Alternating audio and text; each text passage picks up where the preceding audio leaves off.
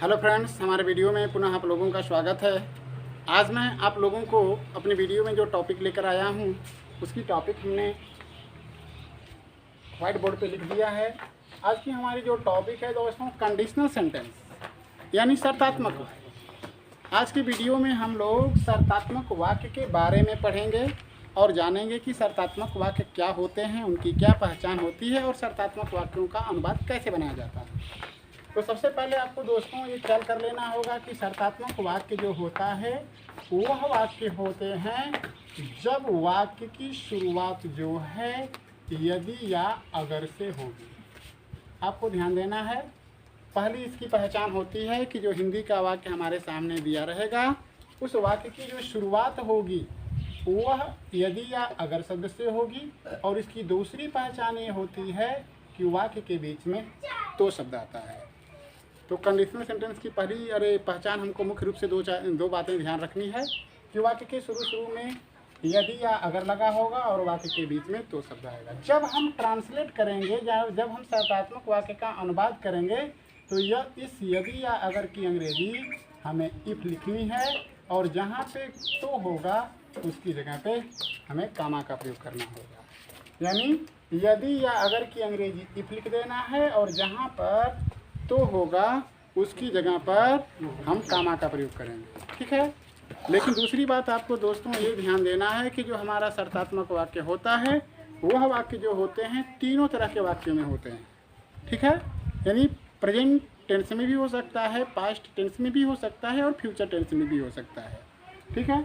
तो बारी बारी से हम हर एक टेंस के रूल्स को पढ़ेंगे कि प्रेजेंट टेंस में रहता है शर्तात्मक वाक्य तो उसका ट्रांसलेट करते समय क्या करते हैं, पास्ट टेंस में रहता है तब क्या करते हैं, फ्यूचर टेंस में रहता है तब क्या करते हैं, ठीक है। लेकिन सबसे पहले दूसरी बात आपको ये भी समझा दिया जाता है कि यह जो हमारा कंडीशनल सेंटेंस होता है वह प्रायः दो वाक्यों का मिक्सचर होता है। यानी वह दो वाक्यों को जोड़ करके बनाया गया होता है। जैसे एक एग्जाम्पल के माध्यम से अगर हम समझाते हैं, अगर आपको, जैसे अगर राम आता है, अगर राम आता है तो मैं उसकी मदद करता हूँ, ठीक है। अगर इस वाक्य को देखते हैं तो यह वाक्य शर्तात्मक है या नहीं। तो अब शर्तात्मक वाक्य की पहचान आपको बताया गया है कि जो हमारा वाक्य होगा उसके शुरू में इसमें से कोई शब्द लगा होगा। तो ऐसा दिखने को मिल रहा है, वाक्य के शुरू में अगर शब्द लगा है। और दूसरी पहचान बताई गई है कि वाक्य के बीच में यह तो शब्द भी आएगा, तो शब्द भी दिख रहा है।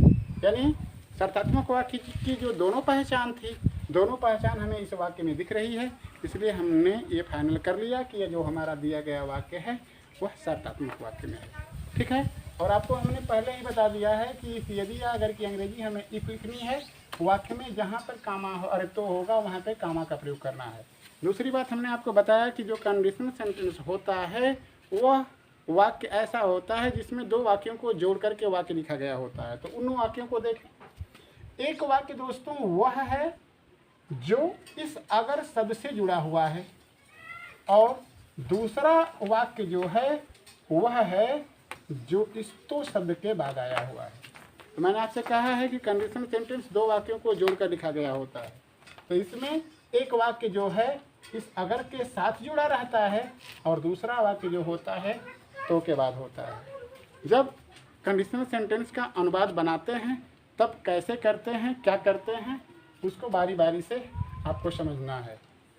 तो सबसे पहले हम एग्जाम्पल जो है प्रेजेंट टेंस की चर्चा में लेते हैं। जैसे भी अगर मैं लिख दूं कि अगर राधा नाचती है, अगर राधा नाचती है तो मैं गाना गाता हूँ।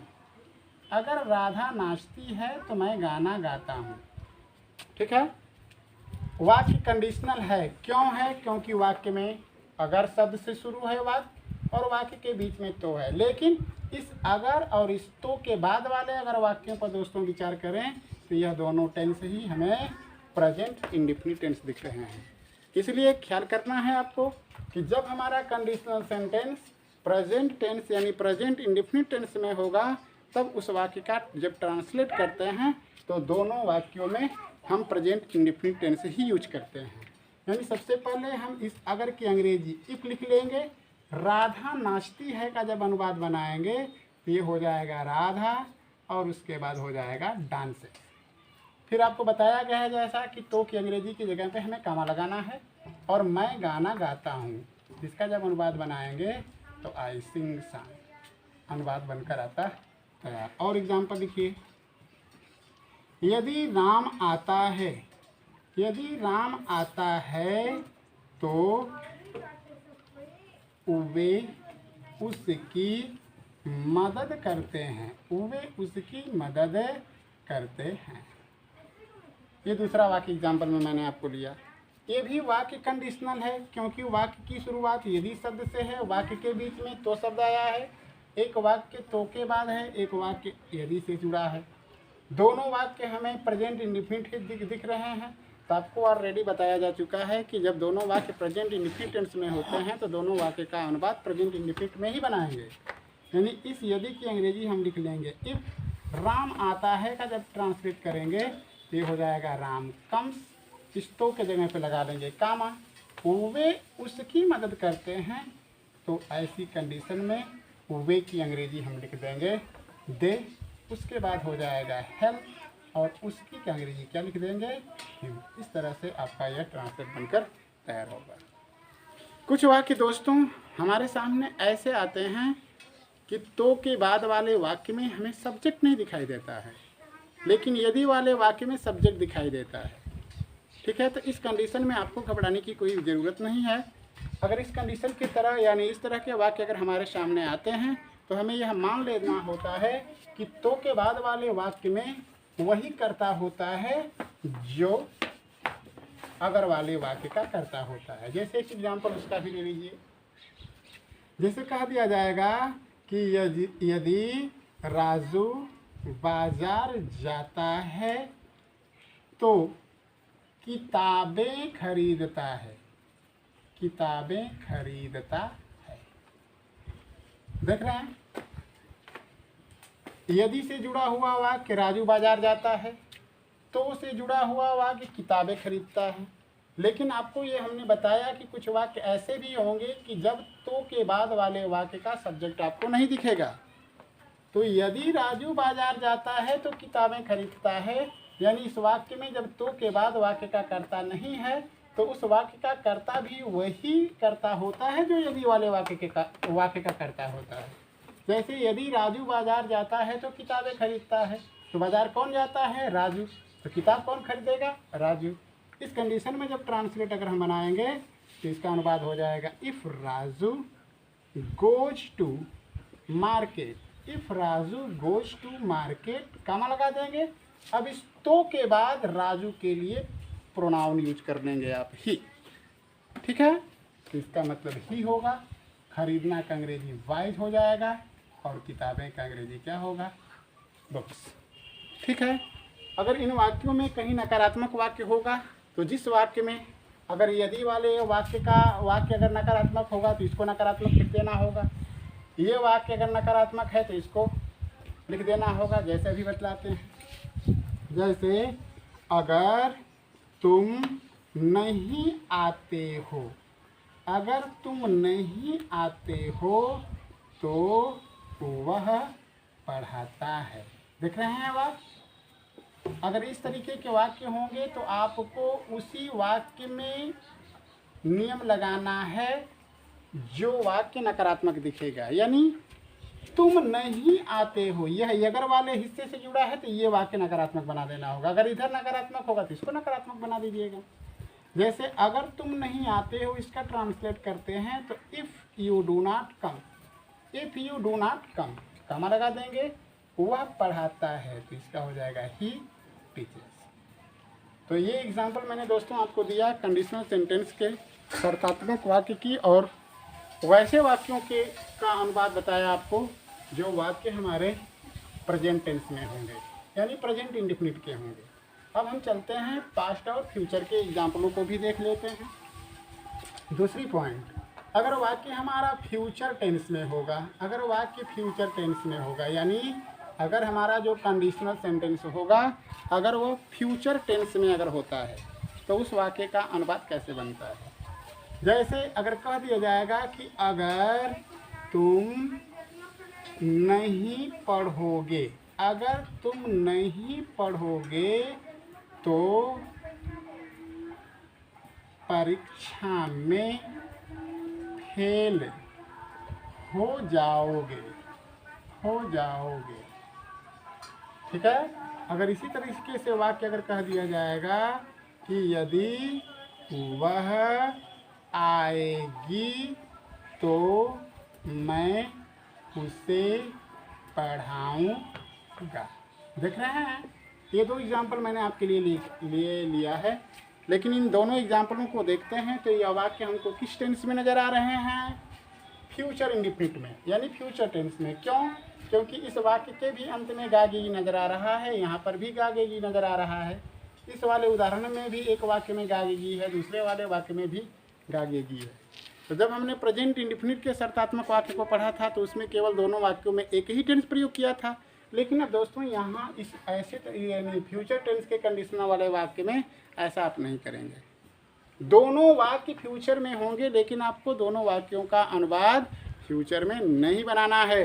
करना क्या है, जो वाक्य यदि या अगर से जुड़ा रहेगा वो भले ही फ्यूचर रहेगा, उसका अनुवाद आपको प्रेजेंट इंडिफिनिट में बनाना है, और तो वाले वाक्य का अनुवाद फ्यूचर में बनाना है। फिर से इस बात को ध्यान दें, अगर हमारा शर्तात्मक वाक्य अगर फ्यूचर टेंस में होगा तो दोनों वाक्यों का अनुवाद, यानी अगर के साथ जुड़े हुए वाक्य का अनुवाद और तो के बाद आने वाले वाक्य का अनुवाद, दोनों वाक्य का जो अनुवाद है वह फ्यूचर टेंस में नहीं बनता है, उसमें दो टेंस लगते हैं। यदि वाला जो हिस्सा होगा, यानी यदि वाले वाक्य अरे यदि वाले शब्द से जो वाक्य जुड़ा होगा वो फ्यूचर में होगा, लेकिन उसका अनुवाद हमें बनाना है किस टेंस में, प्रेजेंट इंडिफिनिट में, और दूसरे वाले वाक्य का अनुवाद हमें फ्यूचर में बनाना है। अगर इसका ट्रांसलेट करेंगे, अगर तुम नहीं आओगे, इसका जब अनुवाद बनाएंगे आप तो इफ़ यू डू नॉट कम। ठीक है, ये भले ही फ्यूचर होगा, लेकिन आपको बता दिया गया ये फ्यूचर भले ही होगा, लेकिन शर्तात्मक वाक्य होने पर फ्यूचर इंडिफिनिट का वाक्य अगर होगा तो अगर वाले हिस्से से जो वाक्य जुटा रहेगा वो भले ही फ्यूचर में दिखेगा, लेकिन अनुवाद आपको प्रेजेंट इंडिफिनिट में बनाना है। तो के स्थान पे कामा लगा लेंगे। इस वाक्य में सब्जेक्ट नहीं दिख रहा है, आपको बताया गया है कि जब तो के बाद वाले वाक्य में सब्जेक्ट नहीं दिखाई दे, अगला वाले वाक्य का ही सब्जेक्ट होता है, तो इसको लिख देंगे यू।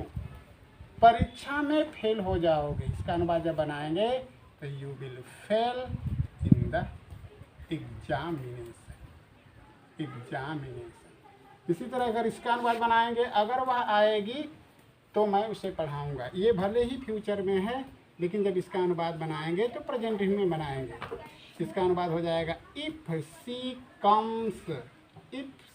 कम्स, तो क्या स्थान पे क्या लगा देंगे, कामा, मैं उसे पढ़ाऊंगा, यानी इसका हो जाएगा आई शैल टीच, और उसे की अंग्रेजी क्या लिख देंगे दोस्तों।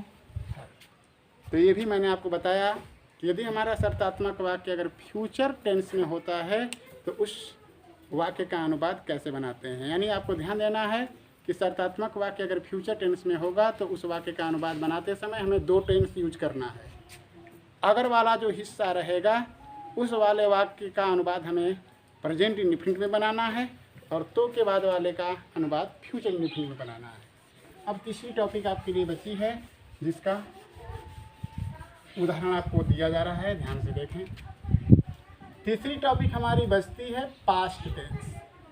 पास्ट टेंस यानी अगर शर्तात्मक वाक्य अगर हमारा पास्ट टेंस में अगर होगा तो उसका अनुवाद बनाते समय क्या रूल्स है।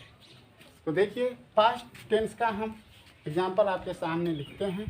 जैसे कह दिया गया एग्जाम्पल में कि यदि वह पढ़ा होता तो अच्छे अंक पाया होता, ये आपका एग्जाम्पल है। यदि वह पढ़ा होता तो अच्छे अंक पाया होता, यानी यह बात बीती हुई कही जा रही है। वाक्य हमारा पास्ट टेंस का है। इसको मत देखिए कि ता ताती लगा है, नहीं, क्योंकि ये प्रेजेंट टेंस तब होता जब ता है, ती है, ते हैं, ताहू लगा होता। तो अगर वाक्य आपका अगर फ्यूचर है, पास्ट अगर होगा, तो जिस वाक्य में यदि या अगर लगा होगा उसका अनुवाद आपको पास्ट परफेक्ट में बनाना है। और तो वाला जो हिस्सा होगा इसका अनुवाद बनाते समय आपको शैल है या बिल है, शुड हैव या वुड हैव, शुड हैव या वुड हैव के साथ वर्ब का कौन सा रूप लिखना है? अनुवाद बनाएंगे। यदि वह पढ़ा होता तो अच्छे अंक पाया होता, इसका जब ट्रांसलेट बनाएंगे, if he had read, if he had read comma लगा देंगे। तो के बाद सब्जेक्ट नहीं दिख रहा है, इसलिए इसका जब अनुवाद बनाएंगे तो करता फिर वही लिखेंगे, ही लिखेंगे। ये हो जाएगा वुड हैव गॉट, ठीक है, क्योंकि ही के संगे वुड हैव ही लगेगा। इसका जब ट्रांसलेट बनाएंगे तो if he had read comma लगा देंगे, he would have got good, फिर क्या लिख देंगे? एक और इसका एग्जांपल ले लीजिए ताकि आपके अंदर कोई भ्रम नहीं हो। जैसे यदि शीला आई होती तो मैं उसकी मदद किया होता। यह वाक्य भी आपका पास्ट है और आपको बताया गया कि अगर शर्तात्मक वाक्य अगर हमारा पास्ट टेंस में होगा तो जिस भाग में यदि या अगर लगा होगा उसमें हैड और वर्ब का थर्ड फॉर्म लगाना है, और तो के बाद जो वाक्य होगा उस वाक्य में शुड हैव या वुड हैव के साथ वर्ब का तीसरा रूप लगाना है। जिसका जब अनुवाद बनाएंगे आप तो इसका हो जाएगा if Sheela had come, if Sheela had come comma लगा देंगे, मैं उसकी मदद किया होता। अनुवाद बनाएंगे इसका हो जाएगा आई शुड हैव हेल्प्ड, और उसकी अंग्रेजी क्या हो गया दोस्तों? इस तरह से मैंने आपको आज अपनी इस वीडियो में शर्तात्मक वाक्य के बारे में पढ़ाया, समझाया, बताया, और उम्मीद यही कर रहा हूँ कि ये चीज़ आपको ज़रूर समझ में आई होगी। फिर मैं आप लोगों को अगले बार एक नए वीडियो के साथ आपके सामने पुनः उपस्थित होऊंगा। तब तक के लिए धन्यवाद।